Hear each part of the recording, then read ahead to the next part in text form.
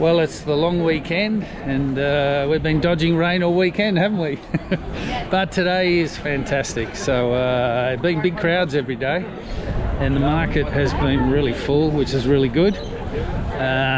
Few stallholders a bit frustrated because they don't understand why they're still not in the same spot every time. But when you increase the size of the market, you have to relocate some people to make the balance right.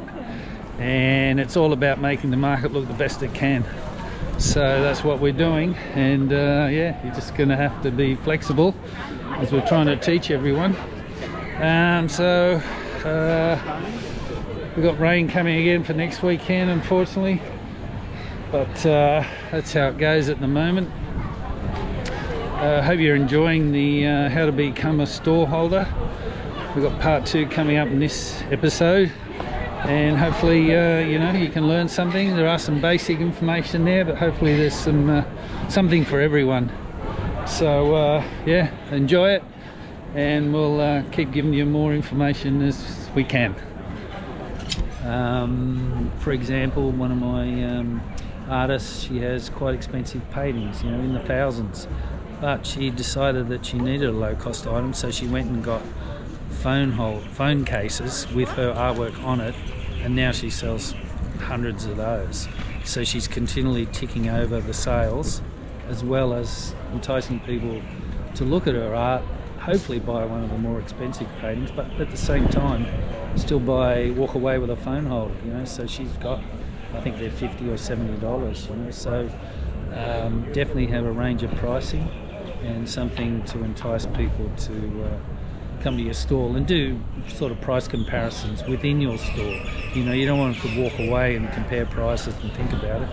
If they do it on site in your store, then you've kept them on site, and you're probably going to close that sale, and that's what it's all about. Display. We talked about display in a previous episode. Go to that episode if you want to see hardcore detail on display. There's a lot of examples there, so have a look at that. I recommend going to markets and having a look, or on your first market day, take a walk around, look at other stalls and see what other people are doing. You'll get some great ideas.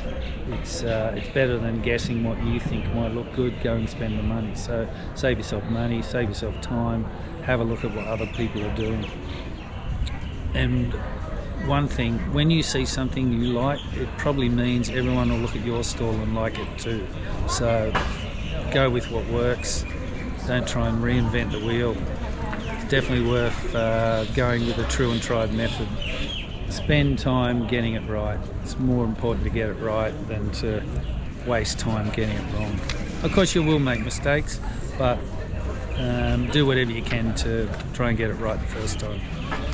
Probably shouldn't need to have to talk about this, but I do because I see it a lot. Appearance. What are you going to wear to your stall, to your market day? I see a lot of people and I think, you know, you could do better. And I'm not just meaning dress up more, I'm just thinking dress more appropriately to your product.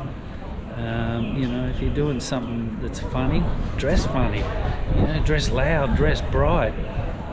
Put on a hat, put on a fedora or something like that, you know. Just think about what you're wearing, you know. And of course, if you are selling something of high quality, then you need to dress up, you know, match it.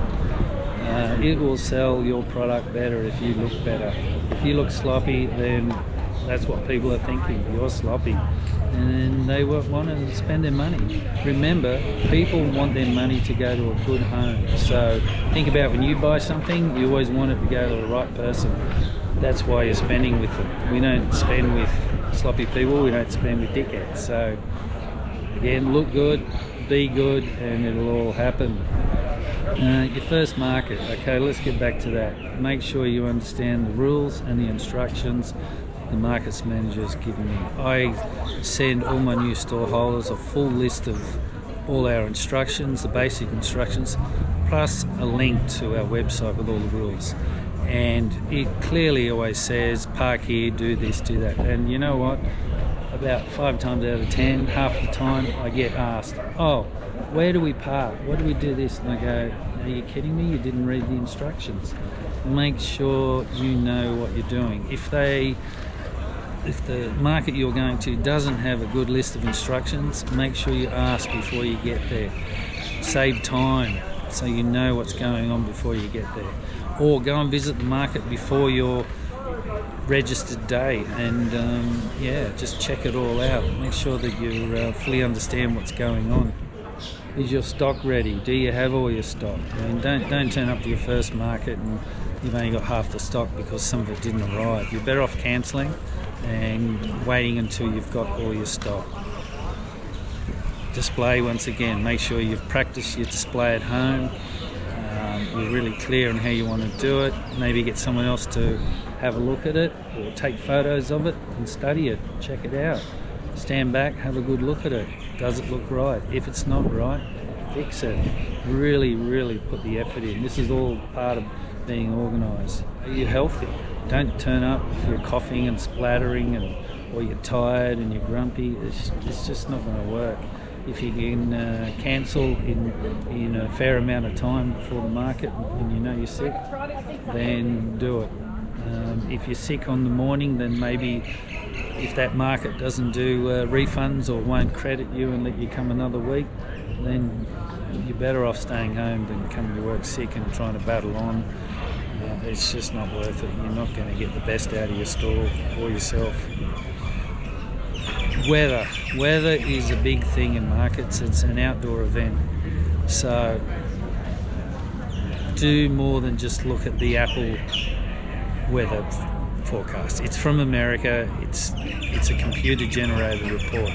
It's barely accurate. It's a good casual forecast, okay, but you need to know your weather. Get some good apps. The BOM, Bureau of Meteorology, that's a must. It's got the radar on there as well. It's got a lot of detail. It's the one everyone uses, so why not have it yourself? Another good one is Weather Zone. They actually define things a little bit better than the BOM, so check that one, get that one as well. Don't have one or the other. You need those two. You also need Willy Weather. It's very good for predicting the wind or showing you the actual wind at the time. It's a must, and also what is coming.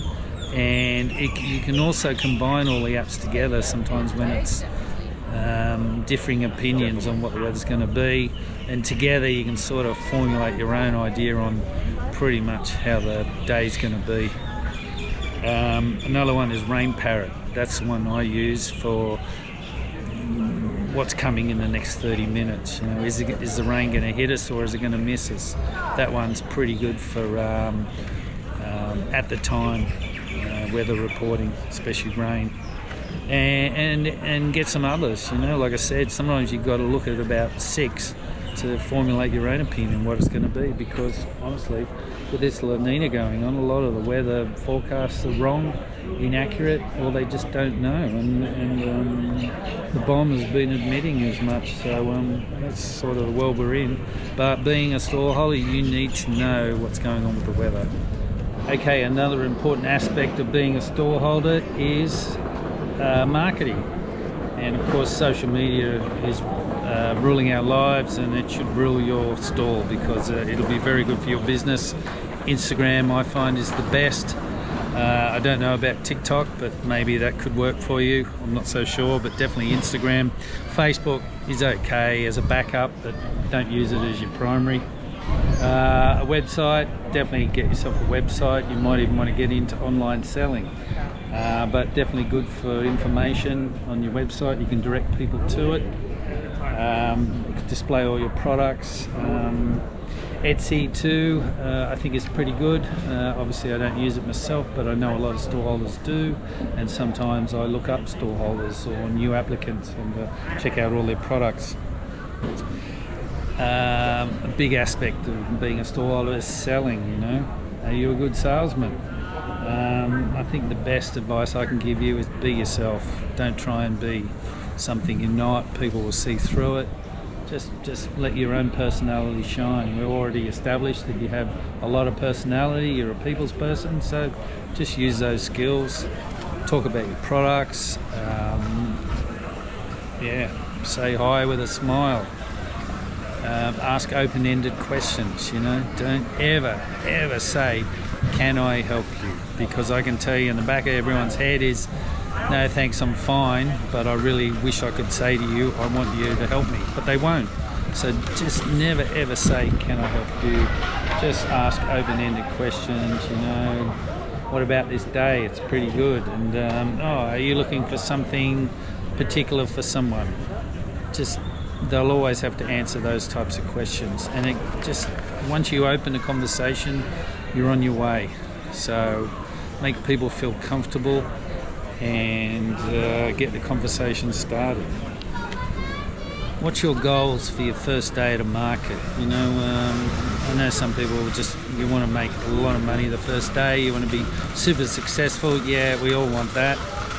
But let me tell you, 9 times out of 10, the first day is probably a shocker. Go to Cockatoos. It's probably not going to be the best day, but you will learn a lot. So just come with the right attitude, be prepared to learn. You probably didn't get it all right. So be happy with that if you go home with a bag full of lessons and not so much cash. But yeah, every now and again someone has a killer for the first day, and it's what people want, or on that day in particular it's what people want. So yeah, it can work, but be prepared that it probably won't, and be willing to learn and be willing to change. It might take several times, you know. Don't expect just one day at a market. That's how that market is, you know. When we're Manly, we're a ferry ride from the city. We're a major tourist destination, Sydney, but not every day in Manly is perfect. So, you know, it's just how it goes. Is it the right market for you? Maybe not, you know. Analyse what happened on the first day. Have a real good, honest look at what happened, and look at the pros, look at the good things that happened, and look at the negatives and see if you can fix the negatives. How are you going to accept payment on your store? Cash is dying, you know. Don't rely on cash. I'm sure we all like a bit of a cash input, but it's not happening much. And don't expect people to go, oh, where's the nearest ATM? And most people who go to get money from the cash machine will decide on the way that they shouldn't really be buying that product from you and not come back. So don't give them an excuse to leave the store. Make sure you either have an EFTPOS machine or Square or Apple Pay or whatever else is out there. I prefer to use EFTPOS myself. I actually did the sums, and it works out that it's 50% cheaper for me to have an EFTPOS machine than it is to use Square or Apple Pay. So do the sums, do the work, call up the banks and see what price they can offer you, what percentage they'll charge you for every transaction, and then make up your own mind. But definitely go for the cheapest option, because those costs can really add up, and that's part of being a good business person, good store holder, is minimise your costs. So I thought I'd just repeat and go over a few things. Make sure you got a good attitude. You must have a good attitude. Respect your fellow store holders. You'll need them. Someone might have to mind your store for you while you go to the toilet or get your lunch. So make sure you get along with everyone. We've got a great bunch of people in our markets. It's like a big family. Everyone looks out for each other, and you know, it's what makes a good market, is good people. Respect your markets manager. I can help you if you help me. Like I said, good communication. Don't complain. Just because you had a bad day, it's not my fault. I did everything right, or the market manager you're dealing with did everything right. You turned up. Hey, it's not going to be Christmas every day. Even my best store holders have a bad day every now and again. It just happens. That's retail. We don't know why. We don't know how. It's just how it is.